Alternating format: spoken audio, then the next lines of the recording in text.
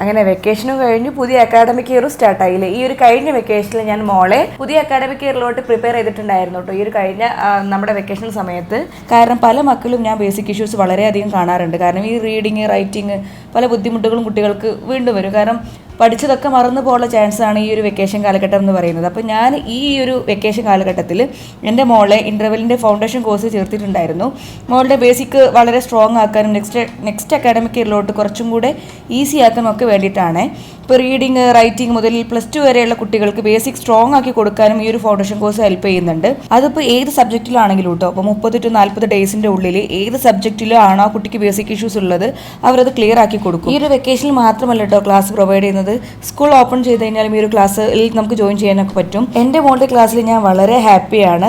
ഇനി മോളുടെ ക്ലാസ്സിൻ്റെ ഡീറ്റെയിൽഡ് വീഡിയോ ഞാൻ ലാസ്റ്റ് വ്ളോഗിൽ പോകുന്നൊരു വ്ളോഗ് ഉണ്ടല്ലോ, അതിൽ ഓൾറെഡി ഇട്ടിട്ടുണ്ട് കേട്ടോ. അപ്പോൾ അതിൽ അവരുടെ ഡീറ്റെയിൽസ് നിങ്ങൾക്ക് എടുക്കാം. അപ്പോൾ നിങ്ങൾക്ക് അവരുമായിട്ട്